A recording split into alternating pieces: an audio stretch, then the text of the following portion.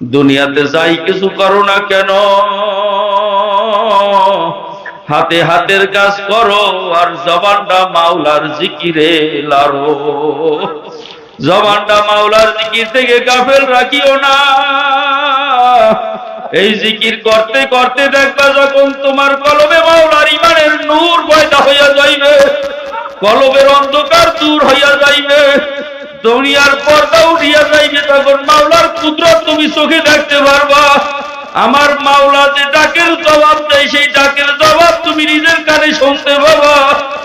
কারণ তোমার কলমের কান এখন পয়রা হইয়া রইছে, কলমের চক্ষু অন্ধ হইয়া রইছে। গুনাহ করতে করতে করতে করতে কলম শক্ত হইয়া রইছে, কলম মরিয়া রইছে। যেরকম মরা জমিনে পানির ছোঁয়া লাগলে আবার জমিন জিন্দা হয়, ঠিক তদ্রূপ এই মরা কলমে যখন মাওলার জিকিরের পানি মারতে থাকবা, মারতে মারতে ওই কলম যত জিন্দা হইয়া যাইবে, আল্লাহর ফজলে সব বুঝে আইসা যাবে। আখিরাত তখন সামনে চলিয়া আসবে, তখন দেখবার কেউ আপন নাই।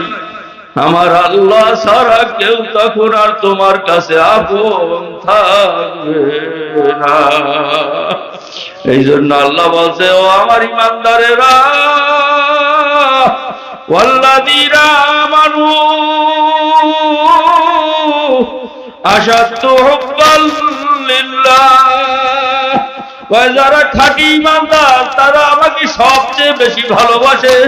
তাদের কলবের ভিতরে আমার চেয়ে তার ছেলের মহব্বত বেশি না, আমার চেয়ে তার টাকার মহব্বত বেশি না, আমার চেয়ে তার স্ত্রীর মহব্বত বেশি না। আমাকে তারা সবচেয়ে বেশি ভালোবাসে। কখন মাওলাকে বেশি ভালোবাসবে? যখন মাওলার পরিচয় বান্দা হইয়া যাইবে, যখন কলবের চোখ খুলিয়া যাইবে, তখন ওই বান্দার কাছে মাওলা ছাড়া আর কেউ আপন হইতে পারে না। এখন আমি জিজ্ঞাসা করি, ও আমার ভাইরাও, আমার মুরব্বী বাবারা, ও কবরের যাত্রীরা, কবর কি যাওয়া লাগবে না? কবে কবরে যাবা? আগামীকাল না, আগামী মাসে না, আগামী বছর? এর কোন তারিখ তোমারও জানা নাই, আমারও কিন্তু জানা নাই। যে কোনো মুহূর্তে ওই কবরের ঠিকানা আপনার আমার জন্য স্থায়ী হইয়া যাইতে পারে। এখন একটু কল্পনা করিয়া দেখো, ওই কবরে যখন আমার সবাই রাখিয়া চলিয়া আসলো, এখন ওই কবরে আমার একা কি উপায় হবে? আমার মাওলা যদি ওই কবরে আমার আপন না হয়, দুনিয়াতে যাদেরকে আপন মনে করছিলাম তারা তো কেউ আর কবরে আমার সঙ্গে থাকলো না। এখন ওই কবরে খোদা নাগাস্তা যদি আমার মাওলা খবর না নেয়, ওই কবরটা জাহান্নামের আগুন আসিয়া ভরিয়া যাইবে। কারো কারো কবরে জাহান্নামের সাপ আসিয়া ভরিয়া যাইবে।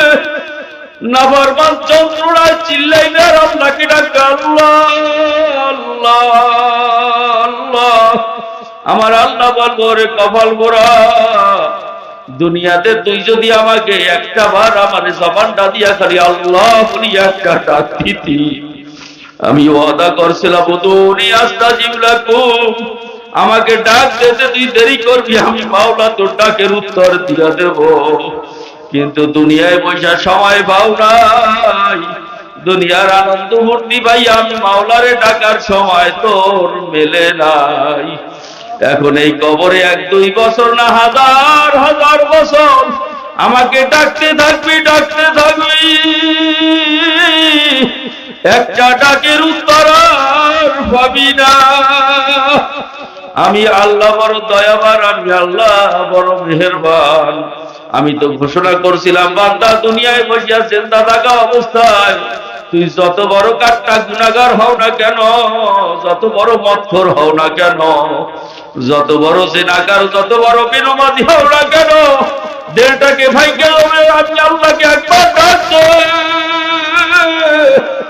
আমি আল্লাহ তোর জিন্দেগীর সমস্ত গুনাহ মিটাইয়া দিয়া আমি তোকে তোরা আমার আপন করিয়া নেব। ও আমার ভাইরাও, আমার বন্ধুরা, আজকে আল্লাহর ওলি আসছে, হাতে হাত দিয়া তওবা করিয়া বাড়ি যাব। যে এই দয়ার মাওলাকে আর মৌত পর্যন্ত ভুলবো না।